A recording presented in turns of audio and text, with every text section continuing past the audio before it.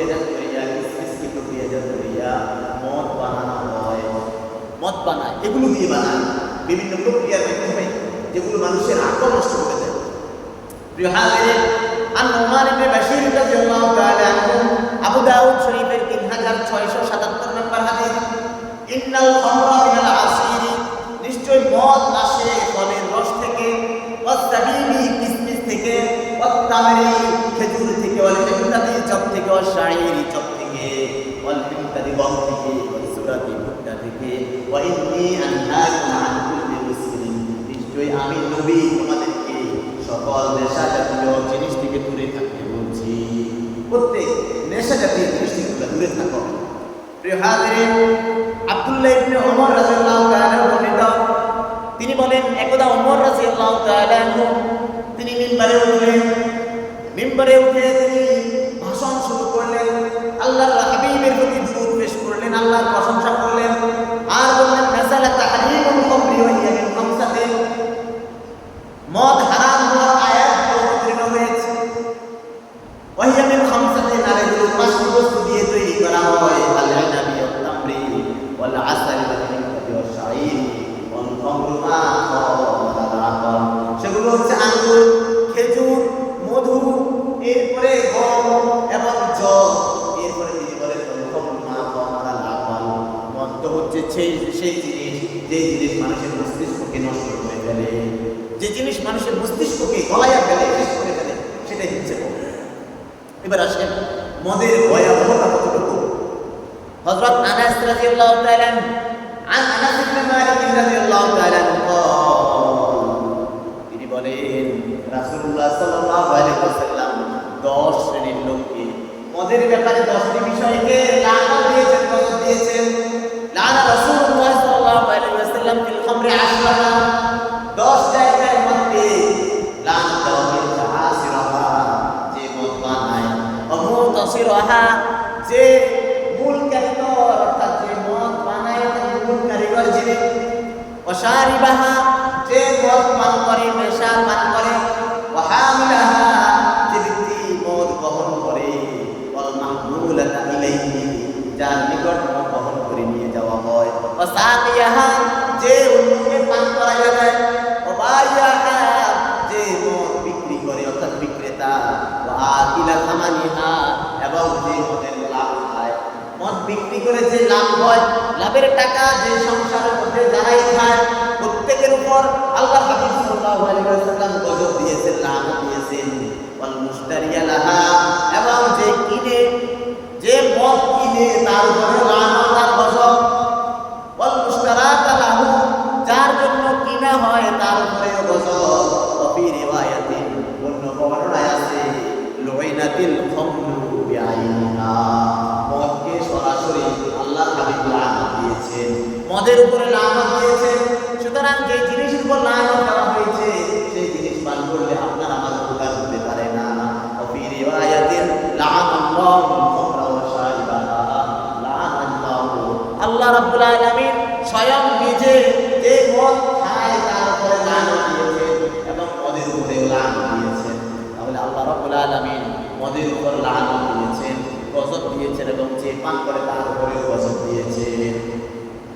এজন্য সফলতার জন্য কোরআনের মধ্যে আসছে, সূরা মাইদার ভিতরে, সূরাতুল মাইদার ভিতরে আসছে, সফল যদি হতে চাও যুবক, তাহলে মদ থেকে দূরে থাকতে হবে, জুয়া থেকে দূরে থাকতে হবে, লটারি থেকে দূরে থাকতে হবে। যদি সফল হতে চাও তাহলে নেশা জাতীয় জিনিস থেকে দূরে থাকতে হবে। তিরমিজি শরীফের 1295 নম্বর হাদিস এবং ইবনে মাজাহ শরীফের 3443 নম্বর, 3444 নম্বর হাদিস। প্রিয় হাজিরিন, এরপরের হাদিস বলতেছে, আন আব্দুল্লাহ ইবনে ওমর রাদিয়াল্লাহু তাআলা আনহু, মান শারিবাল খামরা ফিদ দুনিয়া লাম ইয়াশরাবহা ফিল আখিরাতি ইল্লা আন ইয়াতুবা, ফি রিওয়ায়াতিল বাইহাকি, ওয়া ইন উলকিনাল জান্নাহ। আব্দুল্লাহ ইবনে ওমর থেকে বর্ণিত হাদিসে রাসূল সাল্লাল্লাহু আলাইহি ওয়াসাল্লাম বলেন, যে ব্যক্তি দুনিয়াতে মদ পান করবে, কাল কিয়ামতের ময়দানে আল্লাহ তাকে মদ পান করতে দিবেন না। বাইহাকির বর্ণনায় আছে, যদি লোকটা জান্নাতেও যায়, জান্নাতেও সে মদ পাবে না। জান্নাতি পানীয় পাবে না সে।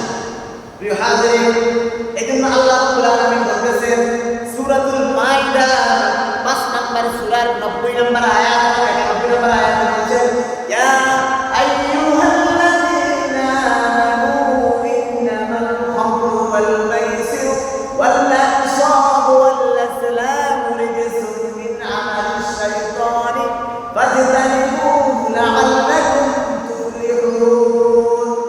হে ইমানদারেরা, হে আমার মুমিন বান্দারা, নিশ্চয়ই মদ এবং জুয়া, মূর্তি এবং লটারির তীর হচ্ছে শয়তানের কাজগুলোর মধ্যে একটা কাজ। শয়তানের যতগুলো কাজ আছে সেই কাজগুলোর মধ্য থেকে এগুলো হচ্ছে শয়তানের কাজ। কি কি? নিশ্চয়ই মদ, জুয়া, মূর্তি এবং লটারির তীর, ভাগ্য নির্ধারক স্বর, এই চারটা জিনিস হচ্ছে শয়তানের কাজ।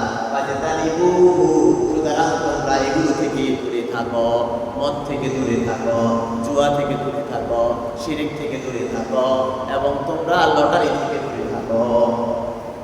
প্রিয় হাজিরিন, এরপরে বলছে আল্লাহ রাব্বুল আলামিন পরের আয়াতে ৯১ নম্বর আয়াত বলছে ইন্নামা ইউরিদুশ শাইতানু আন ইউকিয়া বাইনাকুমুল আদাওয়াতা ওয়াল বাগদাআ ফিল খামরি ওয়াল মাইসিরি ওয়া ইয়াসুদ্দুকুম আন যিকরিল্লাহি ওয়া আনিস সালাহ ফাহাল আনতুম মুনতাহুন।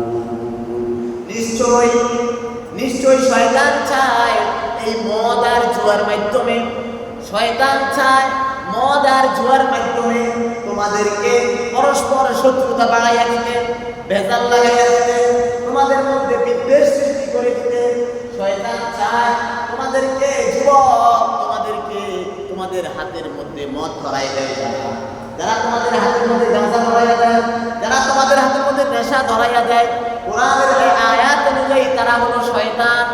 এই শয়তানগুলো তোমাদেরকে, যুব সমাজকে, শয়তানগুলো কোরআন থেকে দূরে রাখার জন্য, নামাজ থেকে দূরে রাখার জন্য, আল্লাহর স্মরণ থেকে দূরে রাখার জন্য তারা মদ আর জুয়াকে বাঁচিয়ে নিয়েছে। এই জন্য তারা যুব সমাজের মধ্যে মদ আর জুয়ার ফয়লাভ করে দেয়। নিশ্চয়ই শয়তান চায় মদ আর জুয়ার মাধ্যমে তোমাদেরকে শত্রুতায় ফেলে দিতে, বিদ্বেষের মধ্যে ফেলে দিতে, ওয়ায়াসুদ্দুকুম আন যিকরিল্লাহ এবং আল্লাহর স্মরণ থেকে তোমাদেরকে দূরে সরাইয়া দিতে। সুতরাং যারাই তোমাদেরকে মদের দাওয়াত দিবে, গাঁজার দাওয়াত দিবে, নেশার দাওয়াত দিবে, তারাই শয়তান, তাদের থেকে দূরে থাকতে হবে। ওয়ায়াসুদ্দুকুম আন যিকরিল্লাহ এবং আল্লাহর স্মরণ থেকে তোমাদেরকে দূরে রাখতে চায়, ওয়া আনিস সালাতি এবং সালাত থেকে দূরে রাখতে চায়।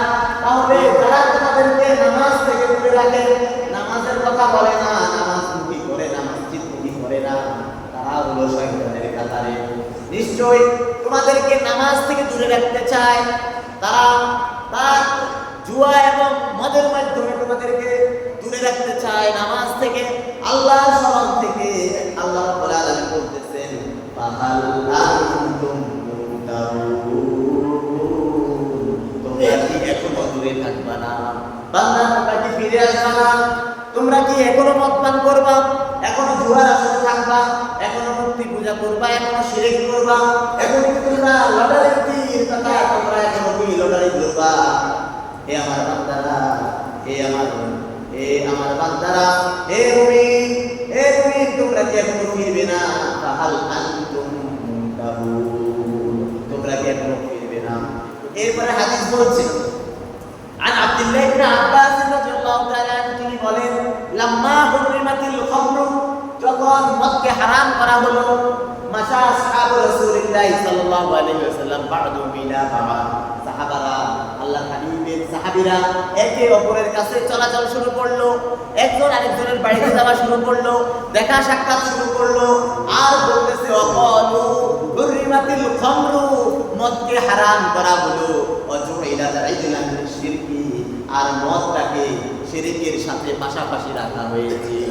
অর্থাৎ যে মদ পান করে আর যে শিরক করে দুটোটাই এক জিনিস। যে মূর্তি পূজা করে আর যে মদ খায় দুটোটা কি জিনিস? এক জিনিস।